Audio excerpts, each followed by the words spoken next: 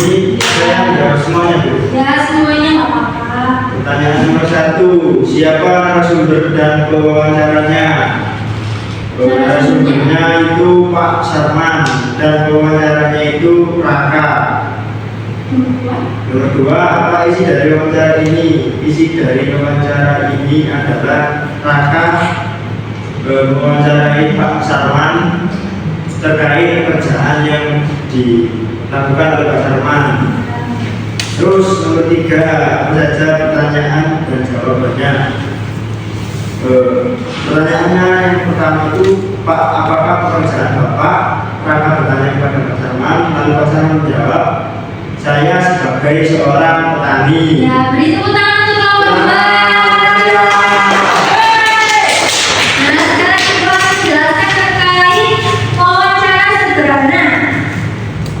Wawancara sederhana adalah kegiatan tanya jawab untuk menggali informasi tentang sesuatu secara lebih dalam. Nah, di wawancara sendiri ada penanya atau pewawancara dan narasumber.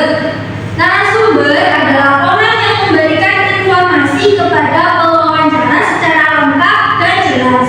Kayak Pak Sarman tadi, Pak Sarman di sini sebagai narasumber dan Raka sebagai pewawancara. Unsur-unsur teks wawancara yang pertama ada pewawancara, yaitu orang yang memberikan pertanyaan.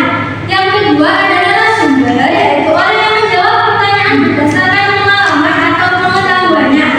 Yang ketiga ada pertanyaan, seperti kalimat tanya yang disiapkan oleh pewawancara untuk mendapatkan informasi. Yang keempat ada jawaban, yaitu penjelasan atau informasi yang diberikan oleh narasumber. Yang kelima topik atau tema wawancara, pokok pembicaraan dalam wawancara. Dan yang terakhir yaitu tujuan wawancara.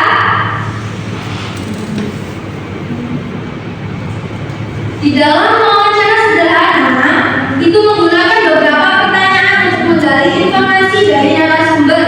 Ada 6 kata tanya dalam bahasa Indonesia dikenal dengan sebutan adik simba. Ada yang tahu adik simba itu apa? Apa Mbak Elsa?